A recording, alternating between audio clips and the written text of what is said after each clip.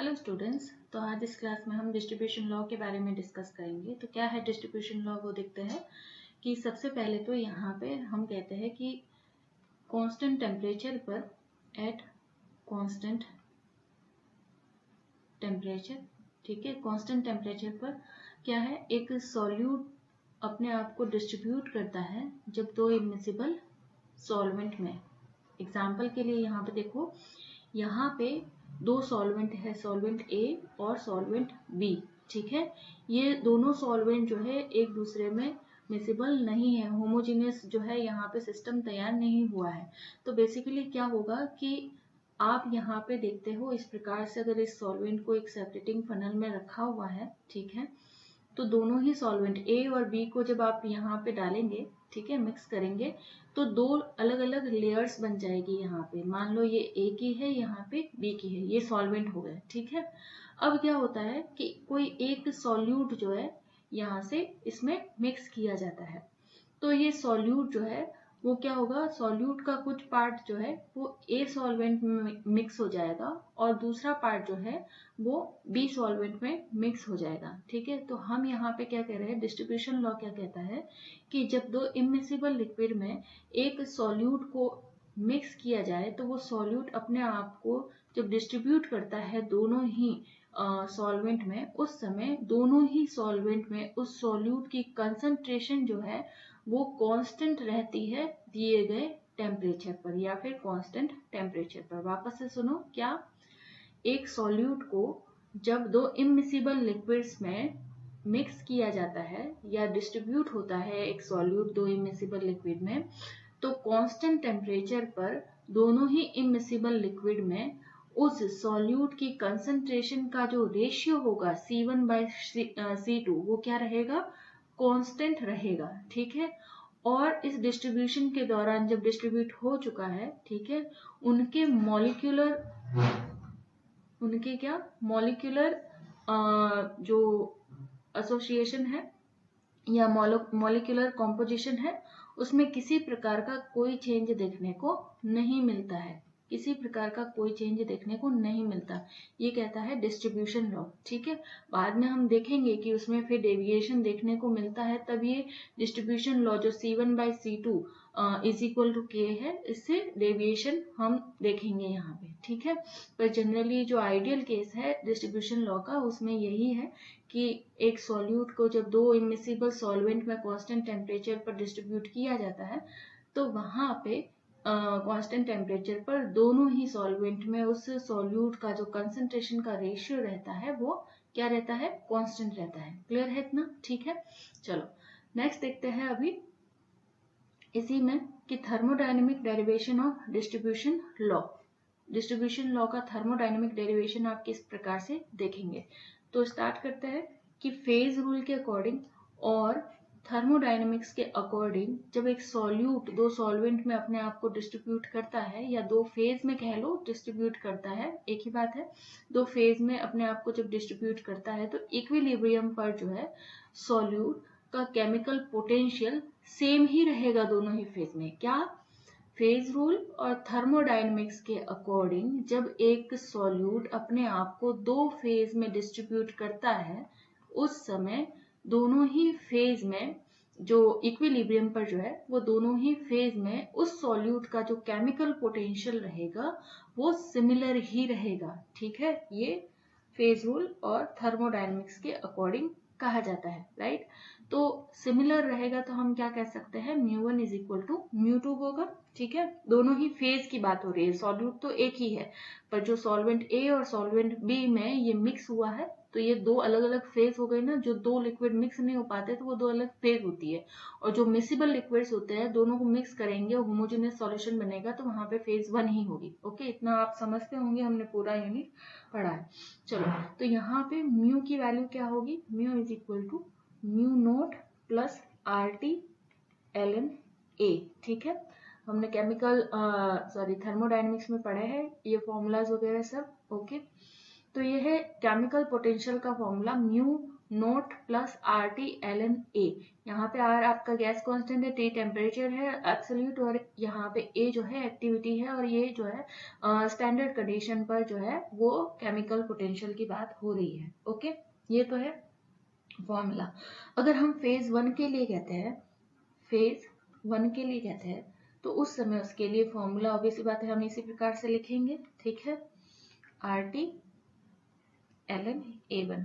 Phase 2 के लिए जो है 2 लगा देंगे, सिंपल है, ठीक है, फेज 2 के लिए हम 2 लगा देंगे यहाँ पे, okay, plus RT ln A2, right, ये हो गया 3, ये हो गया 4, ओके। अब हमें क्या करना है, हमें पता है कि यहाँ पे हमने क्या कहा है कि μ1 μ2 के बराबर होता है, तो हम यहाँ पे इसे क्या रख देंगे, बराबर रख देंगे, μ0 प्लस ये है आपका μ1 का वैल्यू, ये है μ2 का वैल्यू, तो इन दोनों को बराबर रखा तो RT 1 second, RT ln A1 is equal to μ02 plus RT ln A2। Clear है इतना, ठीक है। अब यहाँ पे देखो RT और RT की वैल्यू को हम एक तरफ ले जाते हैं, ठीक है, तो यहाँ पे ले जाओ एक तरफ, क्या होगा, ये μ1 नोट 1 सेकेंड, इसको उधर ले जाओ, ज्यादा बेटर रहेगा, ठीक है, μ0 1 को उधर ले गए तो ये μ2 माइनस हो जाएगा, μ1 नोट उधर जाएगा तो बराबर के, ठीक है, ये उधर गया। अब यहाँ पे RT ln A1 और ये जो क्वांटिटी है वो इधर आएगी तो minus RT ln A2, μ0 minus μ1 naught is equal to RT common आ जाएगा ln A1 bye ln A2। Clear है, इतना तो सबको पता है अभी कि ln A1 minus ln A2 होता है, तो उसे हम ln A1 बाय A2 लिखेंगे। क्लियर है इतना, ओके। चलो, ये हो गया आपका इक्वेशन नंबर 5, राइट। अब यहाँ पे देखो, ये तो ऑलरेडी हमारा जो है स्टैंडर्ड कंडीशन पे था, तो स्टैंडर्ड कंडीशन पे ये क्वांटिटीज तो क्या रहेगी, कांस्टेंट ही रहेगी, सिंपल सी बात है, ठीक है। R यहाँ पे हमारा कांस्टेंट ही था, T यहाँ पे हमारा कांस्टेंट ही था, बचा क्या यहाँ पे, सिर्फ ln A1 बाय A2, तो हम यहाँ पे कह सकते हैं कि यहाँ पे A1 बाय A2 हमारा क्या है, कांस्टेंट है, ठीक है, A1 बाय A2 हमारा क्या है, कांस्टेंट है, और जिसे हम लिख सकते हैं इस प्रकार से कांस्टेंट, ओके। ये सब कहाँ पे हो रहा है, एट कांस्टेंट टेम्परेचर, ये टेम्परेचर कांस्टेंट है, ठीक है, एट कांस्टेंट टेम्परेचर। तो ये एक इक्वेशन आई हमारे पास, इक्वेशन नंबर 6। अब यहाँ पे एक रूल लगता है फॉर डाइल्यूट सॉल्यूशन, अगर सॉल्यूशन या फिर जो है आपका डाइल्यूट है, फॉर डाइल्यूट सॉल्यूशन, यानी कि सॉल्यूट की मात्रा बहुत कम थी, ओके, तो फॉर डाइल्यूट सॉल्यूशन एक हेनरी का रूल है, हेनरी लॉ कह सकते हैं या हेनरी रूल कह सकते हैं, ठीक है। तो यहाँ पे हेनरी ने क्या कहा था डाइल्यूट सॉल्यूशन के लिए, कि डाइल्यूट सॉल्यूशन के लिए जो एक्टिविटी होती है ना, बेसिकली वो उस कंपाउंड की मोल भिन्न के बराबर होती है। डाइल्यूट सॉल्यूशन की जो एक्टिविटी होती है वो कंपाउंड की या सॉल्यूशन की जो है मोल भिन्न के बराबर होती है, ठीक है। तो यहाँ से प्रोपोर्शनलिटी का साइन हटते ही क्या आएगा, कांस्टेंट आ जाएगा, ठीक है, कैपिटल रहेगा ये, राइट, ये कांस्टेंट आ जाएगा। अब यहाँ पे देखो एक्टिविटी 1 है, एक्टिविटी 2 है, तो हम इसी को जो है वो वहां पे पुट करेंगे वैल्यू को, कि A1 है तो A1 के लिए ये किसके बराबर होगा, एक्टिविटी K1 X1 के, ठीक है, और A2 के लिए ये बराबर होगा K2 X2 के, ठीक है। तो आप इसे यहाँ पे भी डिवाइड कर सकते हैं, सिंपल है, राइट। अब यहाँ से देखिए तो ये तो हमारा हमने कहा था कि क्या है, कांस्टेंट ही है, ठीक है, ये भी क्या है, कांस्टेंट ही है, ओके। तो ओवरऑल आप यहाँ से कह सकते हैं कि x1 बाय x2 जो है यहाँ पे क्या रहेगा, कांस्टेंट ही रहेगा, कांस्टेंट ही रहेगा। या फिर आप यहाँ से ये कह सकते हैं कि k1 को k2 से कैंसिल कर दो, क्योंकि दोनों ही कांस्टेंट है, ठीक है, k1 k2 यहाँ पे बराबर रहेंगे, ओके। या फिर कांस्टेंट आप इसको यहाँ पे 1 लगाओ ही मत, ताकि आपको कंफ्यूजन ना हो कैंसिल करने में, राइट। ये कांस्टेंट तो कांस्टेंट है, राइट, के और ये के तो कैंसिल आउट कर दिया हमने यहाँ पे, तो बचा क्या पीछे, सिर्फ x1 बाय x2 किसके बराबर है, a1 बाय a2 के, और a1 बाय a2 क्या है, कांस्टेंट है, ठीक है। तो यहाँ पे हमारा x1 बाय x2 भी क्या रहेगा, कांस्टेंट रहेगा। तो एक और तरह का डिस्ट्रीब्यूशन लॉ के लिए हमें यहाँ पे वैल्यू मिल गया। हमने डिस्ट्रीब्यूशन लॉ में जब डेफिनेशन और उसका एक्सप्लेनेशन देखा था तो क्या देखा था कि c1 by c2 is equal to क्या होता है, k होता है। अब यहाँ पे इसके बाद हमें और क्या मिला कि a1 बाय a2 बराबर क्या होता है, कांस्टेंट होता है, ठीक है। इसके साथ एक और क्वांटिटी मिल गई कि यहाँ पे x1 बाय x2 बराबर क्या होता है, कांस्टेंट होता है, ठीक है। ये सारे के सारे क्या है, डिस्ट्रीब्यूशन लॉ का ही एक्सप्लेनेशन है एक तरीके से, ओके। चलो, तो यहाँ पे हम कह सकते हैं कि आप इन्हें भले बराबर रख दो, एक सॉल्यूशन में x1 by x2 is equal to c1 by c2 लिखा जा सकता है, और ये क्या होता है, कांस्टेंट के बराबर होता है, ठीक है, कांस्टेंट के बराबर होता है। क्लियर है इतना, राइट। चलो, तो ये है आपका डिस्ट्रीब्यूशन लॉ, यही है डिस्ट्रीब्यूशन लॉ, यही है हमारा distribution law, okay.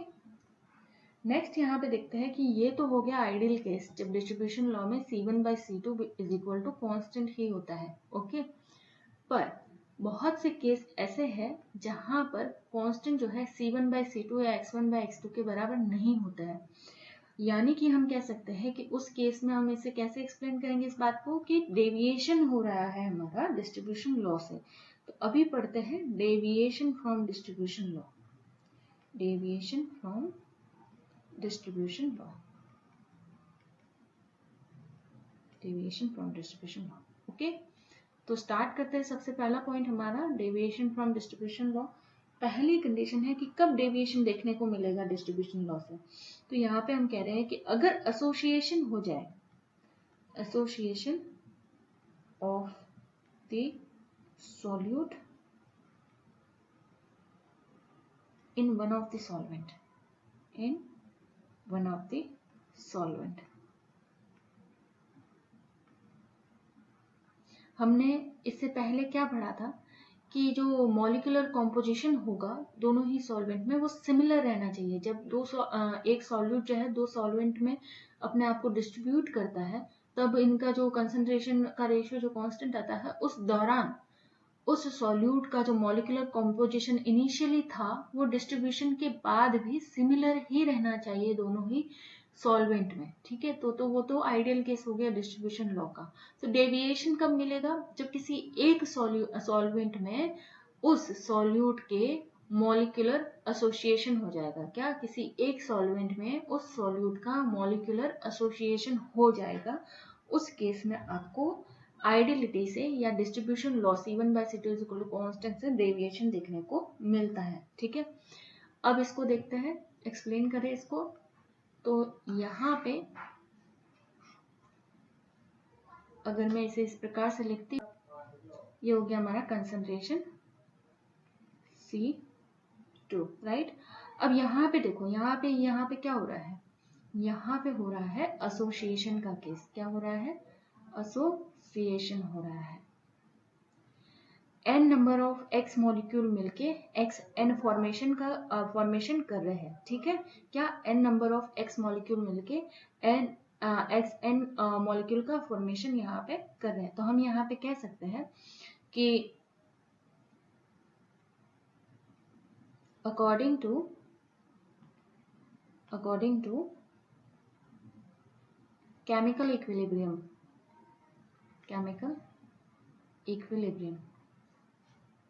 According to chemical equilibrium क्या होगा यहाँ पे केमिकल इक्विलिब्रियम के अकॉर्डिंग। देखो, आप यहाँ पे लिख सकते हैं X N is equal to equilibrium में है एन एक्स के, ठीक है। इस प्रकार से, यहाँ इस प्रकार से लिखो या इस प्रकार से लिखो, दोनों एक ही बात है, राइट। तो हम कहते हैं 4 फेज टू, यहाँ पे हम क्या लिखेंगे, के, क्या इक्विलिब्रियम कांस्टेंट है यहाँ पे के, ठीक है। और ये x to the power n, और यहाँ पे हम लिखेंगे x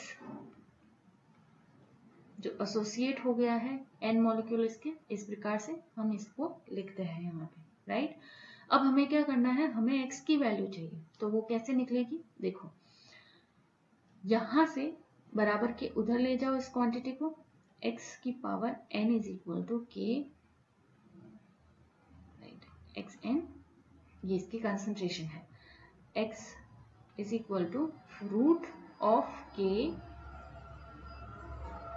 एक्स एन, ओके ना, और ये कितना है, n नंबर है तो n टाइम रूट, ठीक है, ओके। यहाँ पे हम इसे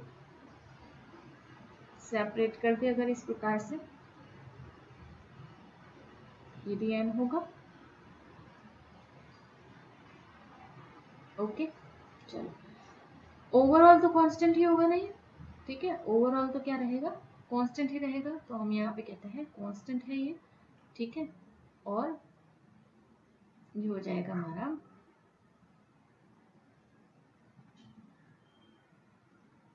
n कंसंट्रेशन, ओके, इतना ठीक है, राइट। अब देखो क्या है यहाँ पे कि जो हमारा C2 कंसंट्रेशन था वो बेसिकली इतना हुआ ना, इतने नंबर ऑफ x मिलकर के जो कंपाउंड बनाया वो इतना था, मतलब कि जो सॉल्यूट की कंसंट्रेशन ये होगी वो तो C2 के बराबर ही होगी यहाँ पे, ठीक है। तो हम यहाँ पे क्या लिख सकते हैं, जो हमारे पास ये x की वैल्यू आई है, ठीक है, यहाँ पे x to the sorry x n किसके बराबर लिख सकते हैं हम, C2 के बराबर, क्योंकि बेसिकली कंसंट्रेशन तो यही है ना, ठीक है। तो यहाँ पे हम लिखते हैं n, सॉरी ये कांस्टेंट है यहाँ पे, constant n root C2, okay. तो ये हो गया हमारे पास C2 की वैल्यू, ये भी x है, ठीक है, ये भी x है, तो हमें लिखना क्या है, C1 बाय C2 लिखना है, ठीक है। तो यहाँ पर x1 बाय x2, ये हमारा मान लो x1 था, और यहाँ से जो हमें मिला x2 मिला ये वाला, ठीक है, और C1 तो एज इट इज आएगा, पर अब C2 की वैल्यू ओवरऑल कितनी है, वो है हमारी इतनी, ठीक है। और ये सब किसके बराबर है, कांस्टेंट के बराबर, कहाँ से लिखा हमने, ये हमने डिस्ट्रीब्यूशन लॉ से लिखा। तो डेविएशन कितना हो रहा है, देखो यहाँ पे C1 बाय C2 था, ये इतनी कंसंट्रेशन, पर अब ये इतना नहीं है, अब यहाँ पे क्या है, जो कांस्टेंट मिलेगा वो कहाँ पे मिलेगा, n रूट C2 पे मिलेगा, ठीक है, इतना समझ गए। तो ये था एसोसिएशन ऑफ सॉल्यूट हो तो उस समय आपको C1 by C2 is equal to constant नहीं मिलता, C1 by n root C2 is equal to constant मिलता है, क्लियर है इतना, ओके। चलो तो ये हो गया एक पॉइंट एसोसिएशन का। इसके लिए अगर एग्जाम्पल देखना हो तो हम जो है यहाँ पे देख सकते हैं कि बेंजीन और वाटर सिस्टम जो है हमारे पास, वाटर जो सॉल्वेंट, ये मेरी डायग्राम और राइटिंग पे मत जाना, ओके। तो यहाँ पे ये मान लो एक सेपरेटिंग फनल लिया हमने, ठीक है, और ये आपका मान लो कि बेंजीन था सॉल्वेंट, बेंजीन सॉल्वेंट लिया है, और दूसरा सॉल्वेंट हमने वाटर लिया है, राइट।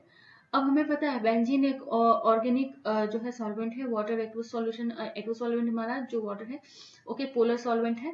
तो यहाँ पे हम कहते हैं कि ये दोनों ही जो है आपस में मिसिबल तो नहीं होंगे, तो दो फेज बनाएंगे, सिंपल सी बात है। अब हम क्या करते हैं, यहाँ से बेंजोइक एसिड डाल देते हैं, क्या करते हैं, बेंजोइक एसिड ऐड कर देते हैं, ठीक है, जो हमारा क्या है, सॉल्यूट है।